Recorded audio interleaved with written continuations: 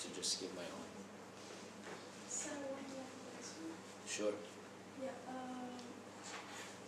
my question is on there is a non-Muslim man. Non-Muslim? Yeah, there is a Muslim lady, she wants to marry him. Okay. We believe that, Islam is haram, it's not right for the non-Muslim girl to marry non-Muslim man. The Muslim girl to marry non-Muslim man, yes. Yeah, but she believes that he will change. I mean, I don't know, but between them, she believes that he will change. Okay. Okay. To become Muslim, but he's not Muslim yet. Okay. Maybe after she will marry him, she has to work with him to make him Muslim, to make him understand Islam. Okay. But, yeah, so that's the question. What is the question exactly? Is it allowed? Is it allowed? I mean, for her to marry him, and then after that, maybe he will become Muslim, or Okay. maybe she's sure that he will become Muslim. But after they marry. No, it's not allowed. It's invalid. It's an invalid marriage.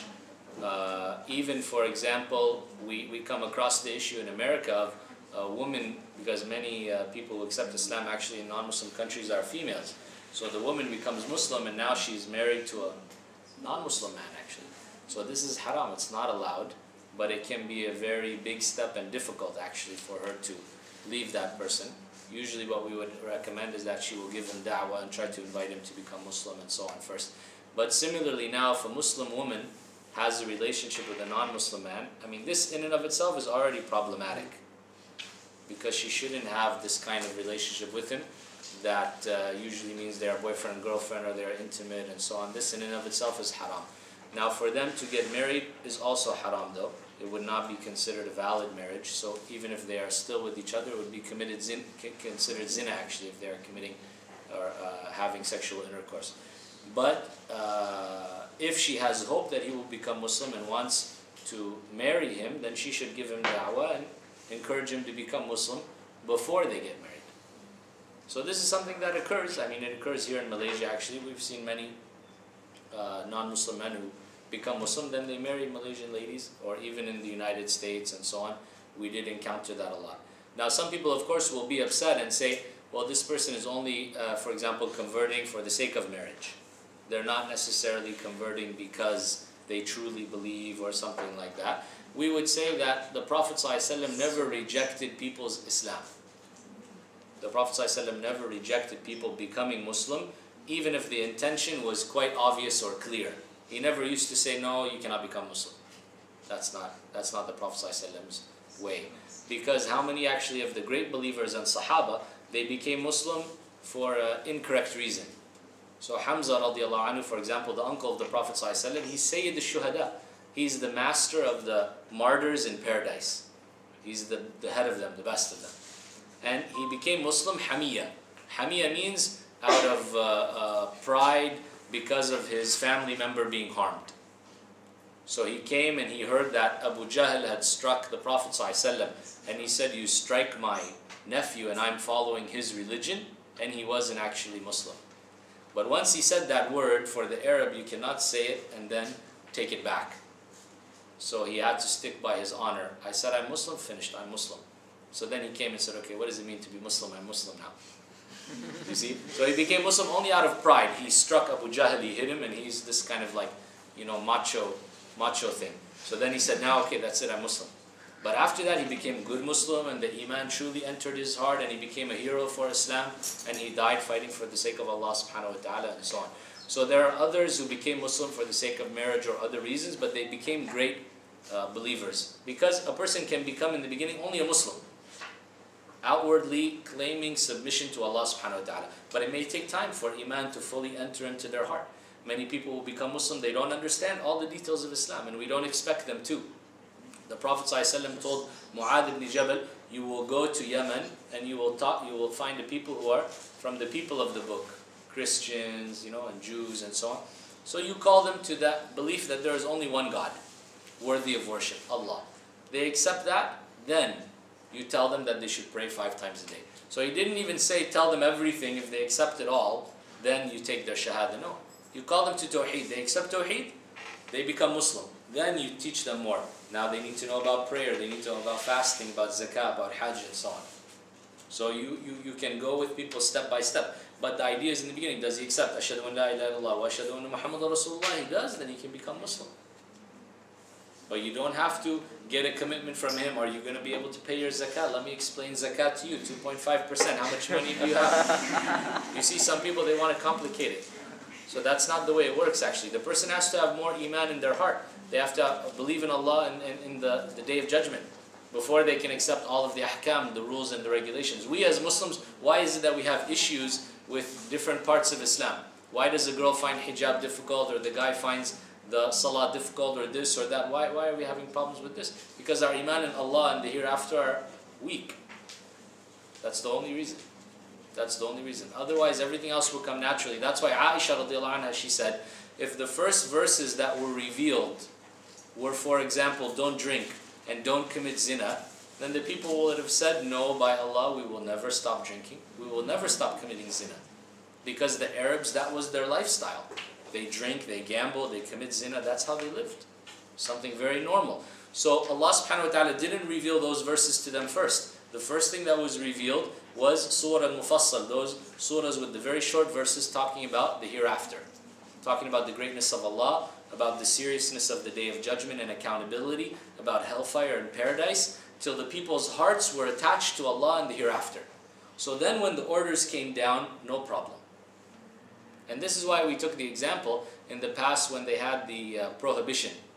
In the United States, they said alcohol is illegal in the 20s, right? They did it 1919, 1920, something like that. For 2 or 3 years, they made alcohol illegal in America. But it failed. The people said, what? Alcohol illegal? Why? We want to drink. And they started creating it in their homes illegally, and it became a big business, and that's where the mafias were created and all this kind of things, right? So it became a big problem until the government said, okay, never mind. We just make it legal again. But in Islam, Allah subhanahu wa ta'ala revealed 3 verses about alcohol over stages. First one said, you cannot pray while you are intoxicated. Then mentioning that it's something harmful, then mentioning avoid it completely.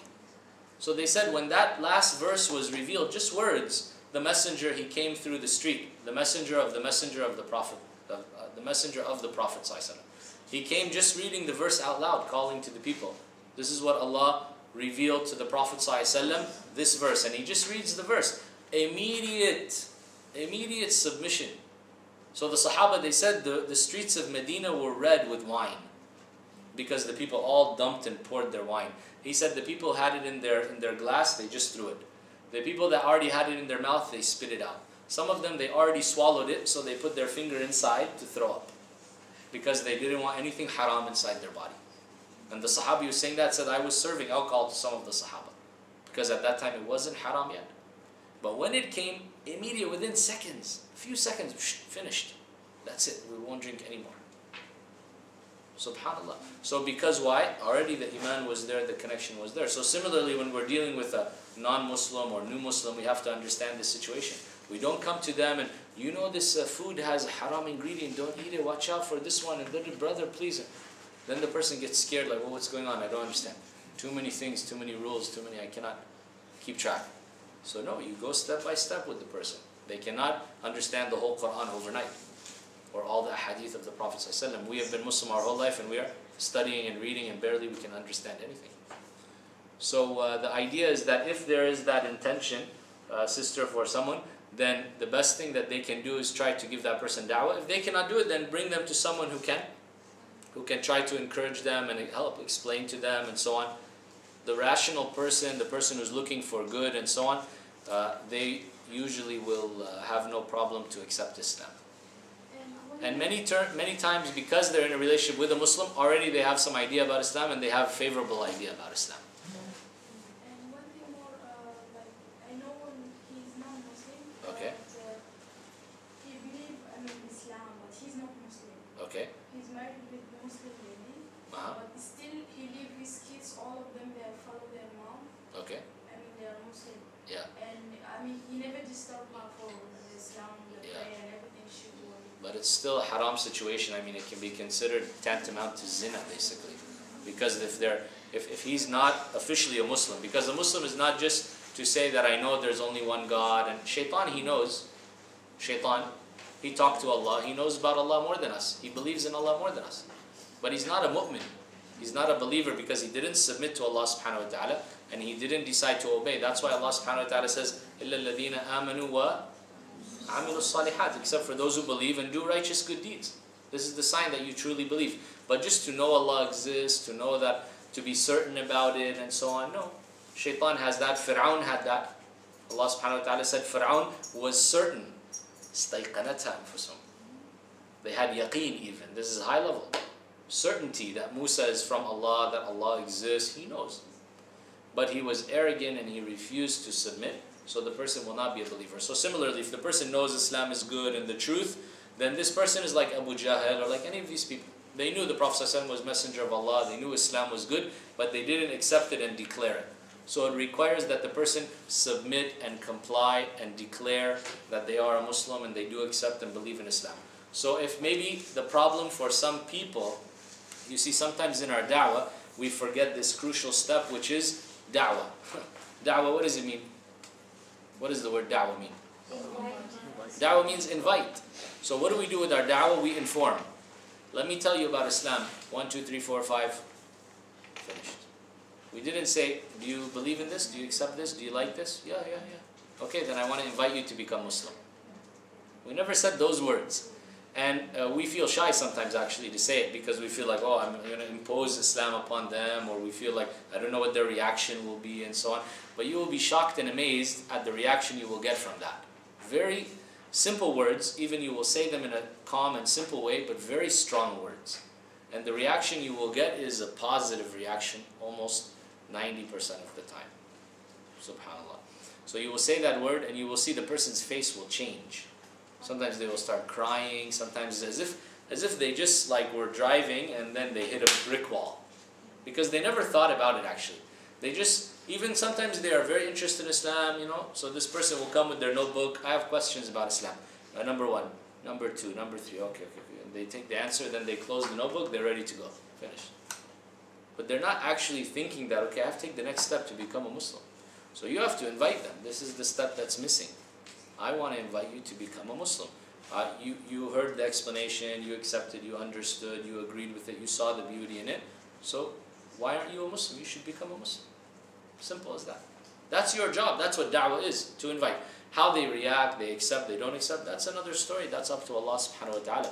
But you will be surprised, especially if they already are reading and searching and asking questions or have some relationship with Muslims and so on. Already there's something there. And the fitrah is there. Every human being already testified and declared that there's only one God worthy of worship when Allah subhanahu wa ta'ala asked them. So you just have to pull that back out. This is what da'wah is. So da'wah doesn't require you to be so knowledgeable and know everything about Islam. It just literally means to invite someone to become a Muslim. So this man, he should be invited to become a Muslim. He may very well accept. If he's letting his kids be raised as Muslims, his wife is living as a Muslim and so on. But she should be advised that this relationship is wrong. And that she needs to invite him to become a Muslim. And it's not difficult to convert and become Muslim. It takes seconds, that's it.